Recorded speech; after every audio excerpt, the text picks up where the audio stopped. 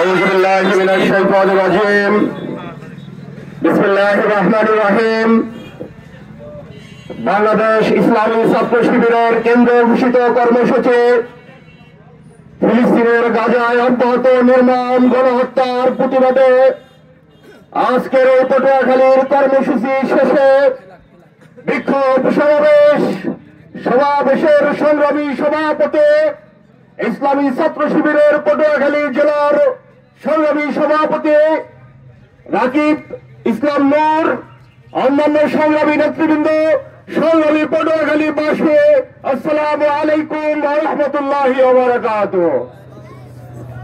আমরা বিশ্ব মুসলিম উম্মাহর একটি প্রান্তিক ভূখণ্ড বাংলাদেশ থেকে ফিলিস্তিনের গাজার অসহায় নির্যাতিত নিপীড়িত মজলুম মানবতার সাথে ঐক্যমত ঘোষণা করছি, তাদের পাশে আমাদের সমর্থন জানাচ্ছি।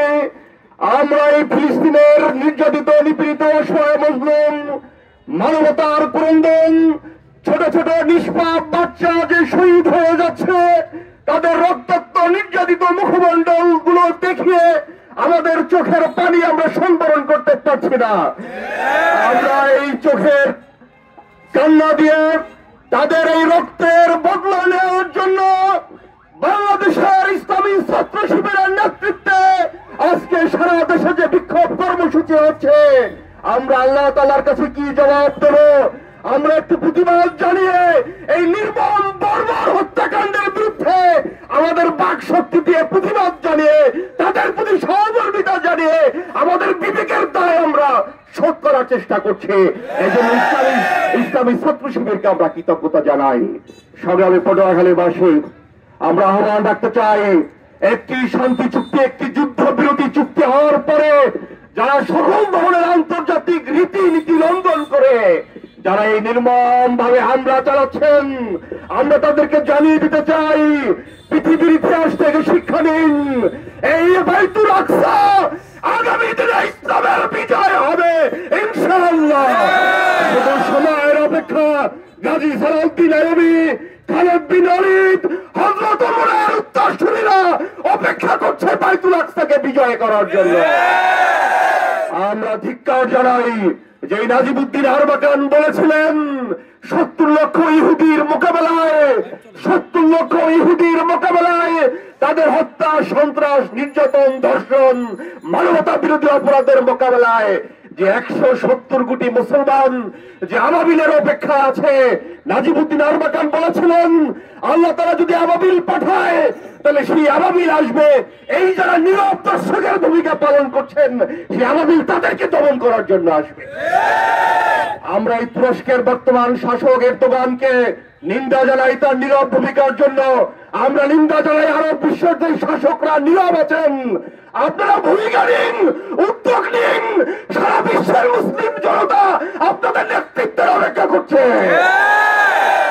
সারা বিশ্ব থেকে যদি মুসলিম জনতা জেগে ওঠে, এই প্রতিবাদের বিস্ফোরণ আগামী দিনে মানবতা বিরোধী অপরাধী বেঞ্জামিন নেতানিয়াহুর কবর রচনা করবে। এই বিপ্লব, এই বিদ্রোহ, এই আওয়াজ, এই নিন্দা, এই প্রতিবাদ আল্লাহর দরবারে আরশে পৌঁছে যাবে। আল্লাহ তাআলার সাহায্যের বিনিময়ে আগামী দিনে আমরা এই ফিলিস্তিনের বাইতুল আকসা আমাদের প্রথম কিবলা আমরা বিজয় করবো ইনশাআল্লাহ। সর্বশেষ আহ্বান জানাই, এই বাংলাদেশের স্বাধীনতার সার্বভৌমত্ব নিয়ে ছিনিমিনি খেলা হচ্ছে।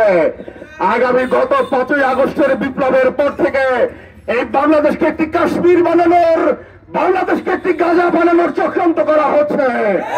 আমরা আহ্বান জানাই, এই যারা রক্তচক্ষু দুই হায়ানারা এই ষড়যন্ত্র করছেন, আপনাদের ষড়যন্ত্রের তীব্রভাবে তাক বাঘা জবাব দেওয়া হবে। ইসলামী ছাত্র শিবির বাংলাদেশের সকল ধরনের জাতীয়তাবাদী ইসলামী শক্তি, দেশপ্রেমিক শক্তি ঐক্যবদ্ধভাবে বাংলাদেশের প্রতিটি ইঞ্চি জমি রক্ষায় অতন্ত্র ভূমিকার প্রহরীর ভূমিকা পালন করবে ইনশাআল্লাহ। আমরা সরকারের কাছে আহ্বান জানাই, সেনাবাহিনীর কাছে আহ্বান জানাই, সংশ্লিষ্ট কর্তৃপক্ষের কাছে আহ্বান জানাই, বাংলাদেশকে গাজা এবং কাশ্মীর বানানোর যে ষড়যন্ত্র করা হচ্ছে, এদেশের তরুণ ইয়াং যুব সমাজকে, সর্বস্তরের যুব সমাজকে সামরিক প্রশিক্ষণের আওতায় নিয়ে আসতে হবে। এই আহ্বান জানিয়ে ইসলামী ছাত্র শিবিরকে আবারও ধন্যবাদ, কৃতজ্ঞতা জানিয়ে আজকের এই সমাবেশের বিক্ষোভের আয়োজন করার জন্য তাদের প্রতি কৃতজ্ঞতা জানিয়ে আজকে যারা উপস্থিত হয়েছেন, আল্লাহ তাআলার কাছে আমরা এর উপযুক্ত যা যা পাবো আগামী দিনে সকল কর্মসূচিতে পাশে থাকার আহ্বান জানিয়ে